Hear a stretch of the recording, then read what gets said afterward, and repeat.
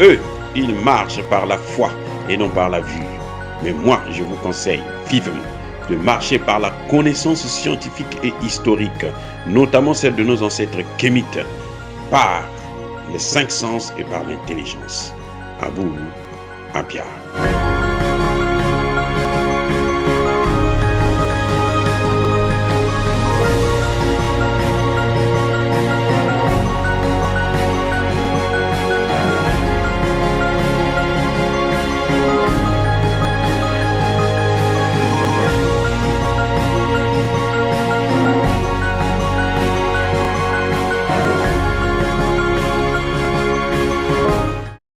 Otep à tous, bienvenue sur la chaîne des panafricanistes, par essence, par conviction et par excellence. Celle des citoyens kémites par nécessité et obligation de combat. Nous sommes une chaîne qui n'est guidée que par nos ancêtres et rien que par les ancêtres qui appartiennent à l'égrégore du monde noir. Par conséquent, nous ne croyons en aucun Dieu venu de l'étranger.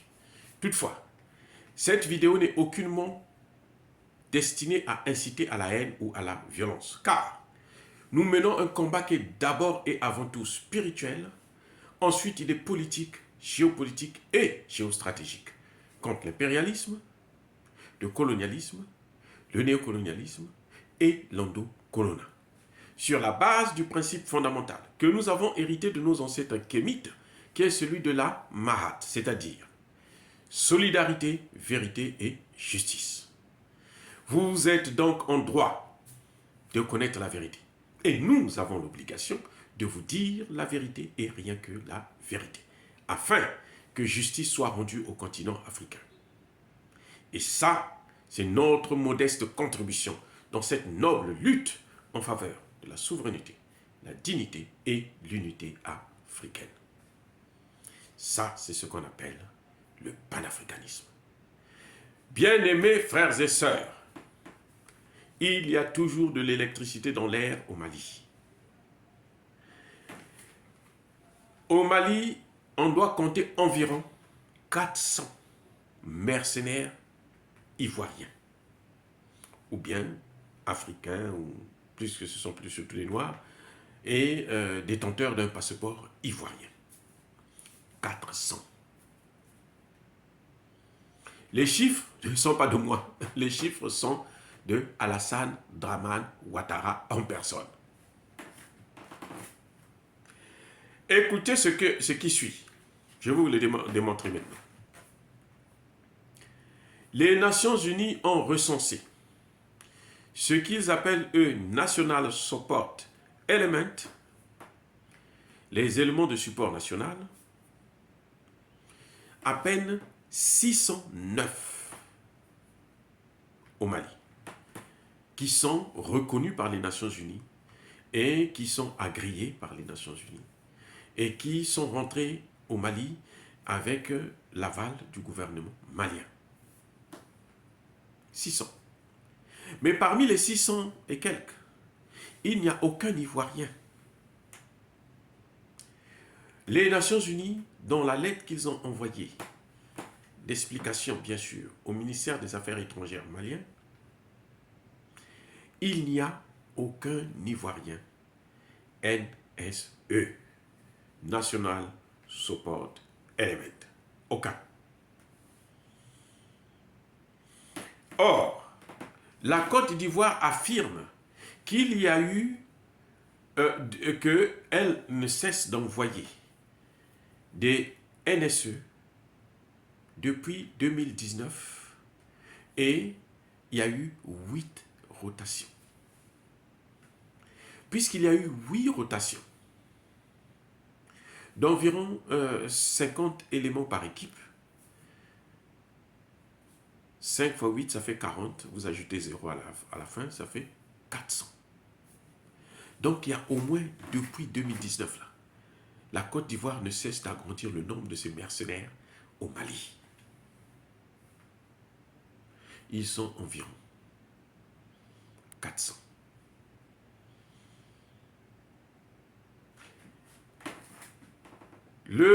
Comment vous appelez ça?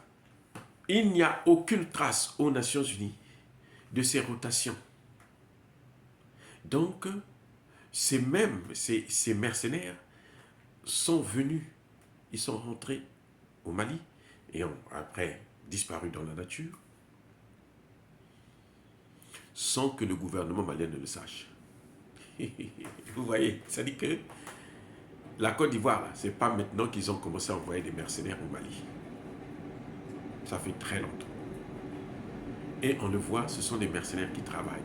Certainement que parmi ceux qui ont été neutralisés lors de l'attaque de Kati, il pouvait y avoir aussi des mercenaires, des Ivoiriens. Ce sont ces mercenaires-là, puisque ce sont des terroristes. Parce qu'en réalité, ce n'est pas des mercenaires. Mercenaires, c'est gentil, c'est un peu gentil. Et en fait, ce sont des terroristes. Vous venez dans un pays sans visa, sans autorisation, avec des armes lourdes, un avion bourré d'armes. Il y a quoi? C'est quoi là? C'est pas une dîner de gala, c'est pas la cour de roi Pétou, vous rentrez quand vous voulez, faites ce que vous voulez. Non, c'est pas possible ça. Donc, la Côte d'Ivoire a des mercenaires qui traînent au Mali. Pour faire quoi? Pour faire l'œuvre de Macron. Parce que je persiste et je signe. Alassane Ouattara n'a aucun intérêt personnel à nuire le gouvernement malien. Clair. Mais Alassane Ouattara doit rendre l'ascenseur parce que ce sont les Nations Unies et la France qui l'ont mis au pouvoir. Eh bien, ce que la France et les Nations Unies demandent, il doit le faire. Aussi simple que ça. Voilà ce qui se passe en réalité. Ce n'est pas la première fois que la Côte d'Ivoire envoie des mercenaires au Mali. Ce n'est pas la première fois. C'est la énième fois. Et quel est le prétexte qu'ils ont eu pour les 49 mercenaires qui ont été arrêtés et incarcérés? On dit qu'ils sont venus supporter, protéger, assurer la sécurité de l'armée allemande. Donc, vous voyez, c'est comme si les Ivoiriens étaient tellement, ils avaient une armée tellement efficace que c'était bien de les prendre, c'est à eux de venir protéger les Allemands sur le territoire étranger malien. Vous savez, c'est une histoire à dormir debout. C'est triste à pleurer. Et quand Alassane Ouattara ment comme ça, là, vous vous dites, mais le type là, est-ce qu'il a toujours la tête sur les épaules? L'armée ivoirienne vient assurer la sécurité de l'armée allemande. Et que font les Allemands alors? Donc l'armée ivoirienne est plus efficace que l'armée allemande. Alors que l'armée ivoirienne n'arrive pas à stopper les terroristes en Côte d'Ivoire. Ils ont été obligés de demander à la France de venir créer une école sur place. Ils ont une base militaire française sur place parce qu'ils n'arrivent pas à assurer la sécurité des Ivoiriens. Et c'est la sécurité de l'armée allemande, des Allemands qu'ils vont pouvoir assurer. Mais vous pensez, on nous prend pour quoi? Pour des cons ou quoi? C'est-à-dire que, mais on se moque de nous. Et c'est ça qui est énervant, c'est ça qui est frustrant. Que des gens d'un certain âge, des gens d'une certaine autorité, puissent se moquer, mentir grossièrement comme ça.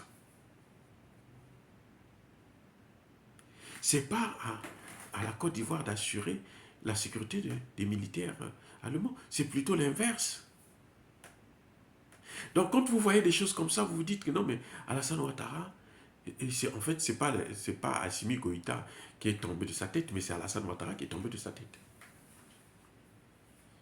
Et il ment comme il respire, ce vieillard. C'est incroyable. À cet âge-là, il n'a toujours pas de sagesse. Même si la France le manipule, mais il peut avoir quelques retenues, soyons sérieux. Être un peu plus intelligent, plus diplomatique. Surtout quand les faits apparaissent au grand jour, là. Reconnaître et puis négocier pour voir comment résoudre le problème à l'amiable. C'est entre eux, frères. Donc, la Côte d'Ivoire doit arrêter d'envoyer des mercenaires au Mali. C'est clair et c'est net. C'est ça que je demande. Et c'est ça qui doit se faire. Pour éviter, parce que ces populations-là, ce sont des populations frères. Personne, aucun leader politique, qu'il soit malien ou Ivoirien n'a le droit ni la capacité de diviser ces deux peuples. Écoutez-moi bien. Personne n'a le droit ni la capacité de les diviser. Vous allez voir, ça va se retourner sur ceux qui pensent qu'il faut diviser ces populations. Il faut faire la guerre à un de ces peuples. Pareil pour les autorités maliennes. Ils ne peuvent pas faire la guerre aux populations ivoiriennes. Ça ne se fait pas, ce n'est pas normal. Donc Alassane Ouattara doit arrêter de manipuler les Ivoiriens, les militaires ivoiriens comme ça, de jouer avec eux. Même si, et je comprends qu'il doit renvoyer l'ascenseur à Emmanuel Macron, parce que c'est la France qui l'a mis au pouvoir avec les Nations Unies, mais il faut qu'il arrête d'être aussi ridicule. Et dire cela, c'est inciter à la haine ou à la violence. Non, non, non, non. Nous sommes une force tranquille. Yaba colère V. Yamalembe. Soyez bénis par le Dieu des Kémites. J'ai dit et j'assume.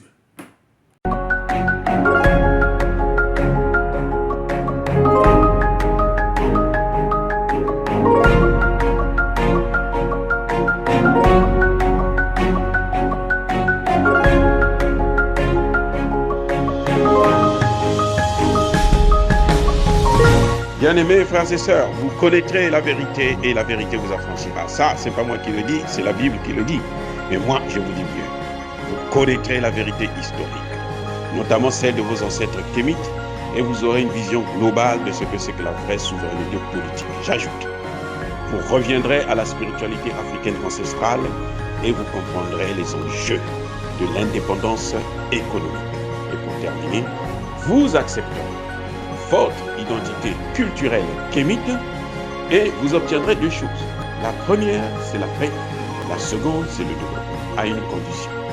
L'unité de toute l'Afrique noire, l'unité de tous les Noirs du monde entier.